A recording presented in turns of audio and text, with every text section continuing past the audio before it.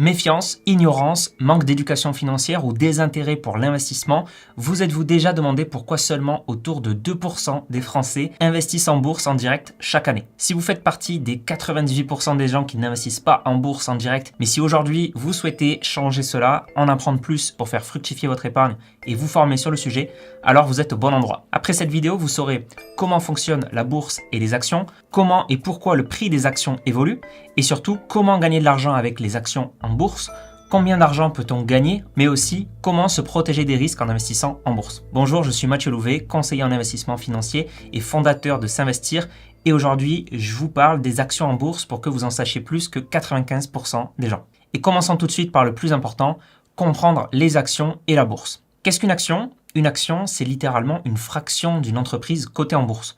Lorsque vous achetez une action, aussi infime soit-elle, elle vous confère immédiatement le statut de copropriétaire d'une partie de l'entreprise.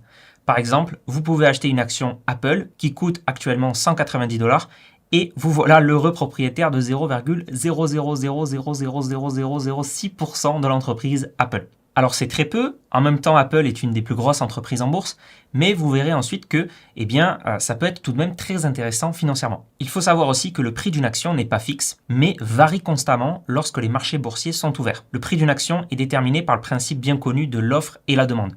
Donc pour simplifier, si beaucoup d'investisseurs veulent acheter une action d'une entreprise dans laquelle ils voient une opportunité, alors le prix de cette action va augmenter. Au contraire, si beaucoup veulent vendre une action, alors le prix va baisser. Voici par exemple le cours d'Apple sur les 5 derniers jours. Vous voyez que le prix d'une action peut rapidement varier. La bourse est dite volatile. C'est pour cela que l'investissement en bourse doit se faire sur le long terme. Et ça, on en reparlera ensuite. Mais avant, comment est-ce qu'on achète des actions ? C'est là que la bourse entre en jeu. La bourse est simplement une énorme plateforme d'échange d'actions. C'est en fait le bon coin des actions. C'est un lieu où les gens peuvent acheter et vendre des parts d'entreprise. Et ces transactions, elles se font sur des places boursières que vous connaissez probablement déjà. Donc le New York Stock Exchange, le Nasdaq aux États-Unis ou encore Euronext avec Euronext Paris par exemple en France. Et donc, il vous suffit d'ouvrir un compte chez un courtier en bourse pour qu'il vous connecte à ces places boursières et que vous puissiez acheter vos premières actions. Donc ici, par exemple, je suis sur le courtier Trade Republic et je cherche l'action Apple et je peux simplement l'acheter en appuyant sur acheter ici si je souhaite. Maintenant, une question se pose, comment gagner de l'argent avec les actions en bourse ? Alors, il y a deux façons principales de gagner de l'argent en bourse avec les actions. La première façon, c'est de gagner de l'argent grâce aux dividendes. Donc, si la société Apple réalise des bénéfices au cours d'une année, elle peut choisir de partager une partie de ses gains avec ses actionnaires.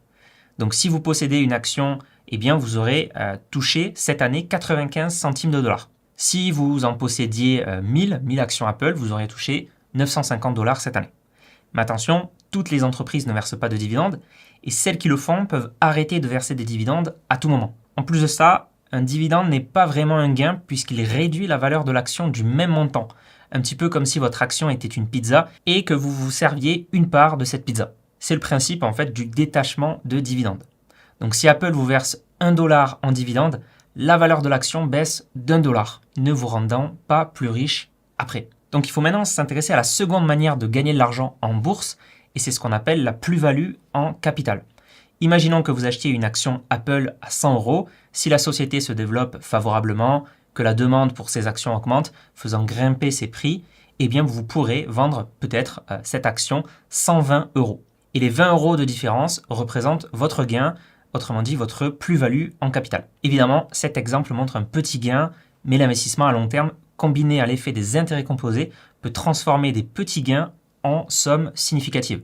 Les intérêts composés, ce sont les gains générés par les gains précédents. Donc en réinvestissant continuellement vos gains, vous créez un effet boule de neige rendant votre investissement beaucoup plus puissant que l'on pourrait penser. Par exemple, un investissement mensuel de 150 € avec un rendement annuel de 7% peut se transformer en 183 731 € grâce aux intérêts composés, comparé à seulement 55 926 € avec des intérêts simples. Comme beaucoup, vous auriez pu penser que la bourse est réservée aux experts. Mais comme vous voyez, ce n'est pas vraiment réservé aux experts. Et puis, je suis aussi ici pour vous montrer que ce n'est pas vraiment le cas.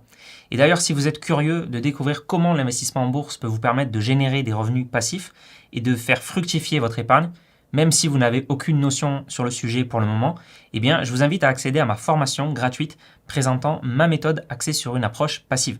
Donc c'est le premier lien en description si ça vous intéresse. Maintenant, voyons ensemble comment maîtriser les risques de la bourse et des actions.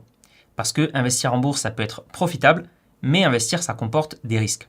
Donc sans une stratégie bien définie, sans une formation adéquate, sans une discipline rigoureuse, c'est possible en fait de subir des pertes assez significatives. Donc voici les deux risques majeurs en bourse. Le premier risque, c'est le risque de marché.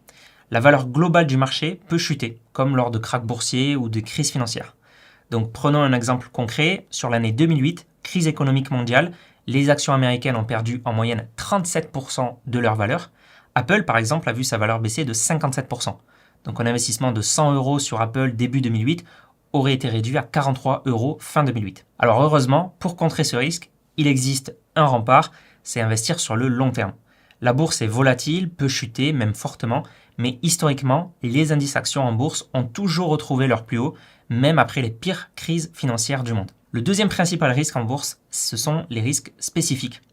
Même si la bourse se porte bien, une entreprise prise individuellement peut rencontrer des difficultés. Mauvaise gestion financière, scandale, concurrence accrue. Et donc, investir sur une seule entreprise, eh bien, ça peut réduire votre investissement à zéro si cette entreprise fait faillite, par exemple. De la même manière, si vous détenez uniquement des actions d'entreprises opérant dans l'aéronautique, par exemple, mais que ce secteur devient en difficulté, eh bien, votre investissement peut chuter en conséquence, indépendamment du fait que la performance globale de la bourse peut bien se comporter. On parle donc de risques spécifiques à un secteur, à une entreprise ou même à une zone géographique. Pour contrer ce risque spécifique, la clé, c'est la diversification. L'adage « ne pas mettre tous ses œufs dans le même panier » prend tout son sens ici. Donc en bourse, vous devez diversifier sur plusieurs entreprises, sur plusieurs secteurs, sur plusieurs zones géographiques. Vous réduisez comme ça le risque de votre portefeuille global et le risque qu'il souffre d'une seule mauvaise performance. Autrement dit, si une action chute, il y aura d'autres actions qui pourront compenser cette chute. Et si ça vous intéresse, je vous parle d'ailleurs en profondeur dans ma formation gratuite des ETF, qui sont des paniers d'actions qui permettent de diversifier efficacement pour investir en bourse. Du coup, combien d'argent peut-on gagner en bourse? Investir en bourse, ça peut s'avérer très rentable. C'est l'un des moyens d'investissement les plus efficaces et les plus passifs sur le long terme. Historiquement, les actions américaines ont offert un rendement annuel de 6,9% par an, ajusté de l'inflation depuis 1802. Autrement dit, 1 $ investi en 1802 dans les actions américaines vaudrait aujourd'hui plus de 2 334 000 $ net d'inflation. Attention, en bourse, vous le verrez souvent, les performances passées ne préjugent pas des performances futures. Et si nous prenons maintenant un exemple plus récent, si vous avez investi 200 € par mois sur les 30 dernières années sur les actions américaines, votre capital s'élèverait aujourd'hui à près de 400 000 € pour 72 000 € de capital investi et près de 322 000 € d'intérêts composés. Il est très important de comprendre qu'en bourse, comme ailleurs, l'argent rapide n'existe pas. La bourse ne doit pas être un casino, c'est un investissement long terme et donc méfiez-vous de ceux qui vous promettent des gains rapides et sans effort.